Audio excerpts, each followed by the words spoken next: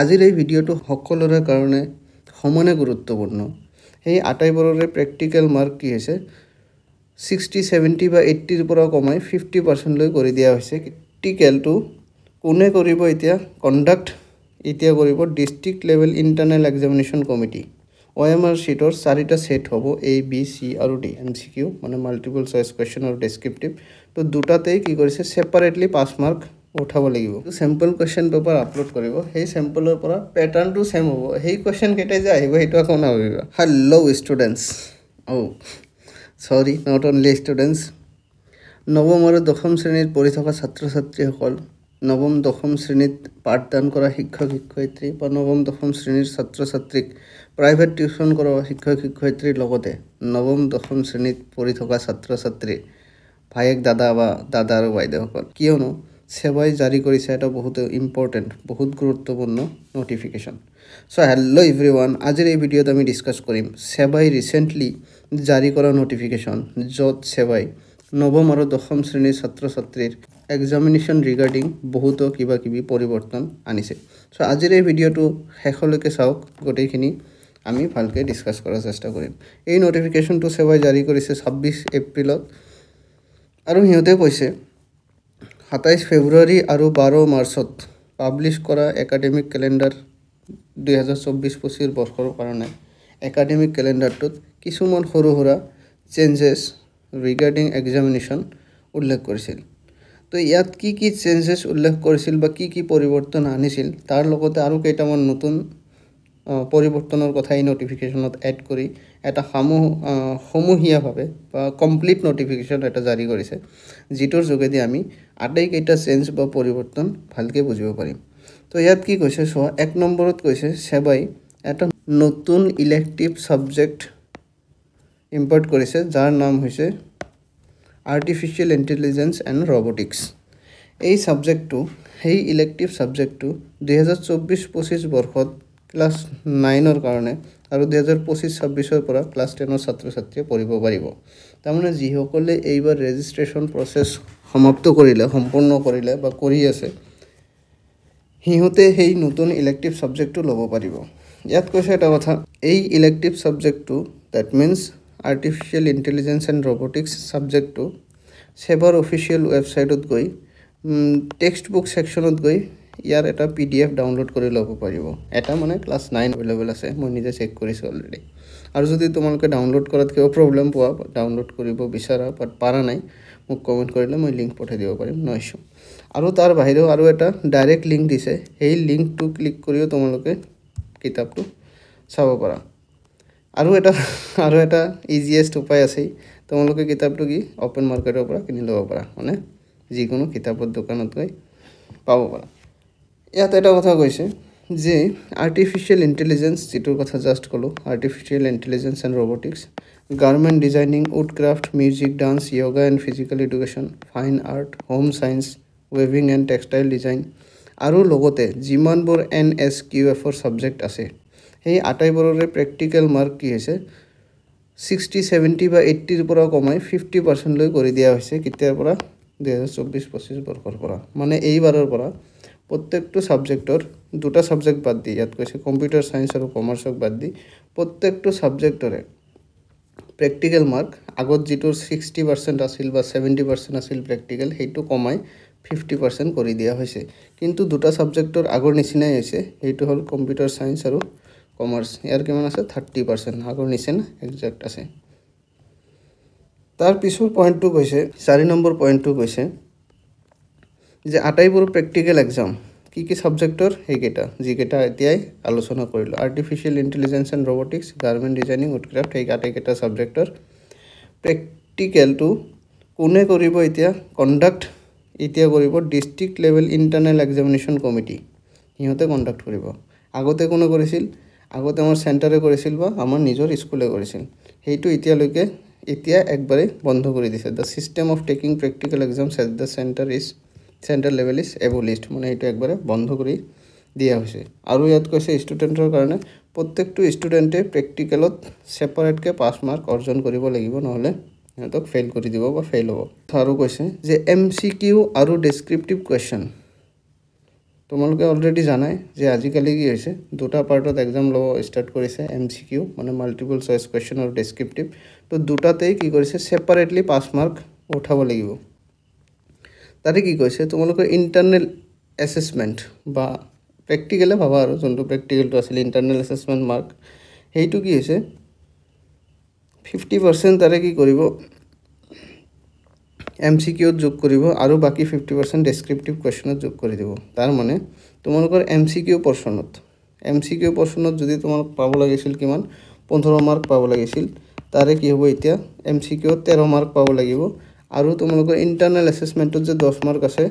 সেই 10 মাৰ্কটোৰ পৰা তোমালোকে 2 মাৰ্ক পাব লাগিব তাৰ মানে MCQত তোমালোকক কিমান পাব লাগিল 13 যোগ 2 15 মাৰ্ক বুজি পাইছা সেইটো আগতে আছিল তো যিয়ে হওক তোমালোকক এতিয়া কি কৰিব লাগিব ইণ্টাৰনেল এছেছমেণ্টৰ মাৰ্ক মিলাই মানে ইণ্টাৰনেল এছেছমেণ্টত বেলেগকৈ 5 মাৰ্ক পাব লাগিব মিনিমাম 2 আৰু MCQত মিনিমাম 13 মাৰ্ক পাব লাগিব যিটো ইয়াত একদম স্পষ্টভাৱে উল্লেখ কৰি দিছে আৰু সেম হ'ব কিহৰ কাৰণে ডেছক্ৰিপটিভ কুৱেশ্যনৰ কাৰণেও সেম হ'ব ইয়াত আৰু এটা কথা কৈছে তোমালোকৰ OMR শীট আগতে সবৰ কাৰণে সেম আছিল তাৰ মানে আগতে সব কেইটা ষ্টুডেণ্টকে সেম OMR শীট দিয়া হৈছিল কিন্তু এইবাৰ কি হ'ব OMR শীটৰ 4টা সেট হ'ব A B C আৰু D এতিয়া আকৌ নাভাবিবা যে OMR ৰ কোৱেশ্চন কেইটা বেলেগ বেলেগ হ'ব প্ৰত্যেকটা ষ্টুডেণ্টৰ কাৰণে নহয় প্ৰত্যেকটো ষ্টুডেণ্টৰ কাৰণে কোৱেশ্চন সেম হ'ব মানে প্ৰশ্ন সেম থাকিব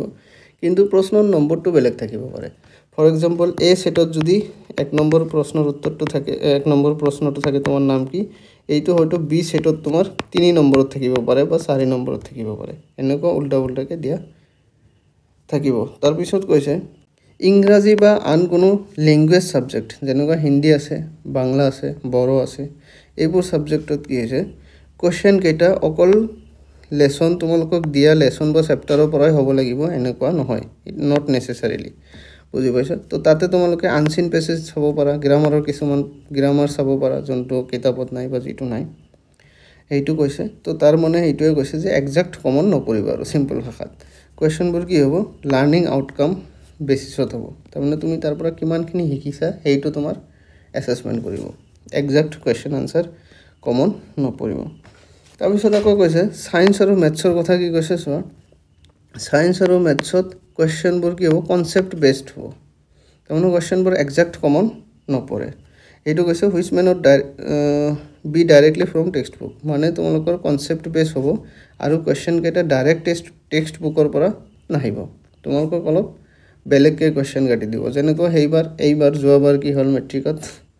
গণিতৰ প্ৰশ্ন কাকতলৈ কিমান হাহাকাৰ লাগি গৈছিল এনেকুৱা হ'ব পাৰে তোমালোকক আগৰ পৰাই চেতাৱনী দিছে তো সেই হিচাপত তোমালোকে প্ৰিপেয়াৰ কৰিব লাগিব তোমালোকৰ কনসেপ্টটো আগৰ পৰাই ক্লিয়াৰ কৰি ৰাখিব লাগিব কাৰণ এক্সাক্ট আৰু কমন নপৰিব পাৰে বা নপৰিবই তোমালোকে কমনৰ আশা নকৰিবই তাতে ইয়াত কি কৈছে চোৱা এক্সাম্পল বা ৰেফাৰেন্সেছ কেতিয়াবা আহিব পাৰে কোৱেশ্চনছত মানে কিছুমান তোমালোকৰ কিতাপত দি এক্সাম্পলৰ পৰাও কোৱেশ্চন আহিব পাৰে মানে যিকেইটা উদাহৰণ দিয়া আছে তাৰ পৰা কোৱেশ্চন আহিব পাৰে বা ৰেফাৰেন্সৰ পৰাও বেলেগ সেই সেম যেনেকুৱা উদাহৰণ দিয়া আছে তাৰ ৰেফাৰেন্সত তাৰ নিচিনা বেলেগ কোৱেশ্চন আহি যাব পাৰে কিন্তু এক্সাক্ট কমনটো নপৰিব পাৰে ইয়াত আকৌ কি কৈছে চোৱা MCQত কি হ'ব যোগ বিয়োগ বা ক্যালকুলেশনস বেছি থাকিব পাৰে কিছুমান ক্ষেত্ৰত সাম কেसेছ বুলি কৈছে আৰু তোমালোকৰ কোৱেশ্চনটো কি হ'ব লাৰ্নিং আউটকামৰ বেসিছত হ'ব যে সেই পাৰ্টটোৰ পৰা তোমালোকে কি শিকিছা কিমানখিনি শিকিছা সেইটো টেষ্ট কৰাৰ কাৰণে দিয়া হ'ব এক্সাক্ট কোৱেশ্চন কমন নপৰে হিচাপত তোমালোকে প্ৰিপেয়াৰ কৰিবা সেম কৈছে সোশ্যাল সায়েন্সত কি হৈছে প্যাটাৰ্ন চেঞ্জ হ'ব কনসেপ্ট বেসিছ হ'ব যোনটো NEP 2020 হিচাপত হ'ব সেইটো আগত যেটো হৈছে সেম কাহিনী লাৰ্নিং আউটকামছৰ ওপৰত হ'ব তো তোমালোকৰ এক্সাক্ট কমন নপৰে হিচাপে ৰেডি হৈ থাকিবা আদাৰ সাবজেক্টবোৰ যিকেইটা আছে আদাৰ সাবজেক্টছৰ লগতে ভোকেশনাল সাবজেক্টছ যিকেইটা আমি ইয়াত ডিসকাস কৰিছোঁ কি আছিল এইকেইটা আছিল সাবজেক্ট যে ইয়াত আছিল এইকেইটা ইয়াৰো কি হ'ব সেম হ'ব তাৰ মানে অকল এইটো যে কৈছে কনসেপ্ট বেসড কোৱেশ্চন হ'ব এইকেইটা অকল ইংৰাজী গণিত আৰু বিজ্ঞানৰ ক্ষেত্ৰতে নহয় বাকি যিমানবোৰ ভোকেশনাল সাবজেক্টছ আছে প্ৰত্যেকটোৰ ক্ষেত্ৰতে উপলব্ধ হ'ব ইয়াতে কৈছে সিম্পল কোৱেশ্চন পেপাৰছ মানে কেনেকুৱা টাইপৰ কোৱেশ্চন হ'ব বা প্ৰশ্ন হ'ব তাৰে কিছুমান স্যাম্পল হিচাপত প্ৰশ্ন কাকত বনাই হিহঁতে ৱেবছাইটত আপলোড কৰিব এতিয়ালৈকে কৰা নাই একচুৱেলি কৰিছে বুলি দিছে বাট কৰা নাই সেইকেইটা কৰিব আৰু সেইকেইটা ডাউনলোড কৰি শিক্ষক শিক্ষয়িত্ৰীৰ লগতে ছাত্ৰ ছাত্ৰীয়ে চাব লাগিব চেম্পল কুৱেশ্যন কেইটা আপলোড কৰিলে পিছে তাৰ ওপৰত ভিডিঅ' বনাই দিম নহ'লে ভালকৈ বুজি পাবৰ কাৰণে তো সেইটো কি হ'ব মেথছ ছায়েন্সৰ থাকি যাব তো তোমালোকে সেই কুৱেশ্যনৰ চেম্পল কুৱেশ্যন পেপাৰটো ডাউনলোড কৰি সেইটো চাব লাগিব তাৰ বেচিছতে কুৱেশ্যন হ'ব মানে সেনেকুৱা টাইপৰ হ'ব কিন্তু ইয়াত কথা এটা কৈছে the same pattern can be used in the examination মানে 9ৰ ক্লাছতো 9ৰ কাৰণেও চেম পেটাৰ্ণে ফ'ল' হ'ব আৰু ইয়াত কৈছে চোৱা কুৱেশ্যনৰ পেটাৰ্ণটো চেম হ'ব কিন্তু কুৱেশ্যন কেইটা চেম একজেক্ট নাহে বুজি পাইছা তাৰমানে যিটো চেম্পল কুৱেশ্যন পেপাৰ আপলোড কৰিব সেই চেম্পলৰ পৰা পেটাৰ্ণটো চেম হ'ব সেই কুৱেশ্যন কেইটাই যে আহিব সেইটো আকৌ নাভাবিবা তাৰপিছত আকৌ কৈছে সেই বস্তুখিনি কমপ্লিট কাহানীটো বা কমপ্লিট যিমানবোৰ চেঞ্জেছ আছে সেই চেঞ্জেছবোৰ লাগু কৰি শিক্ষকে ভালকৈ পঢ়াব পৰাকৈ টিচাৰ্ছ এনাৰ্জাইজ ৰিচোৰ্চ মেনুৱেল এটা পঠাই দিব প্ৰত্যেকটো স্কুলতে দুটা ছাবজেক্টছৰ মেথছৰ আৰু ছায়েন্সৰ আৰু তাৰ কাৰণে এটা মাষ্টাৰ ট্ৰেইনাৰো এপইণ্ট কৰিব কেতিয়াবা সেই মাহতে মে' মাহতে তো সেইখিনি কৈছে লাষ্টত এই কথাটো কৈছে এটা বহুত ইম্পৰ্টেণ্ট যে ইয়াত যিমানবোৰ পইণ্ট দিয়া আছে সেইবোৰ বহুত ভালকৈ থৰলি কেয়াৰফুলি মানে ডিটেইলছত একদম তো কেয়াৰফুলি বস্তুটো চাব দিছে প্ৰত্যেকটো বস্তুৱে ভালকৈ বুজি পাব দিছে এতিয়া তোমালোকৰ সেই দুটা নটিফিকেশ্যনৰ কথা যে উল্লেখ কৰিছিল আৰম্ভণিতে 27 ফেব্ৰুৱাৰী আৰু 22 মাৰ্চ তাতে এটা কথা আৰু আছিল যিটো ইয়াত উল্লেখ কৰা নাই মই কৈ দিছোঁ তাতে কোৱা আছিল যে তোমালোকৰ প্ৰেক্টিকেল এক্সামিনেশ্যন কি হ'ব 31 ডিচেম্বৰ 2024ৰ আগতে শেষ কৰিব লাগিব সেই কথাটো তাতে উল্লেখ কৰা আছিল তো আজিলৈ সিমানেই আশা কৰোঁ তোমালোকে বুজি পাইছা কমপ্লিট কাহানীটো কি চেঞ্জ হ'বলৈ গৈ আছে সেই মেজৰ চেঞ্জখিনি ভালকৈ বুজি যদি পোৱা নাই লাগিলে কমেণ্ট কৰিবা আকৌ ভালকৈ বুজাই দিয়া হ'ব কাৰণ সেইখিনি বুজাটো অতিশয় গুৰুত্বপূৰ্ণ সেইখিনি বুজি নাপালে নতুন চেঞ্জটো কেনেকৈ হ'ব তোমালোকৰ মাৰ্কিঙত প্ৰব্লেম হ'ব যেনেকুৱা ভাবি থাকিবা সেনেকুৱা নহ'ব আৰু এই ভিডিঅ'টো তোমালোকৰ প্ৰত্যেকটো লগৰ ছাত্ৰ ছাত্ৰীক পঠাই দিয়াৰ লগতে সেন্ড কৰাৰ লগতে তোমালোকে শ্বেয়াৰ কৰা তোমালোকৰ টিচাৰৰ লগতো কাৰণ সিহঁতেও কিছুমান ক্ষেত্ৰত কেতিয়াবা যদি কেইটামান বস্তু নজনা থাকি যায় তেন্তে তোমালোকৰে আল্টিমেটলি প্ৰব্লেম হ'ব সো আজিলৈ ইমানতে এৰিছোঁ আকৌ লগ পাম নেক্সট ভিডিঅ'ত ওকে টাটা বাই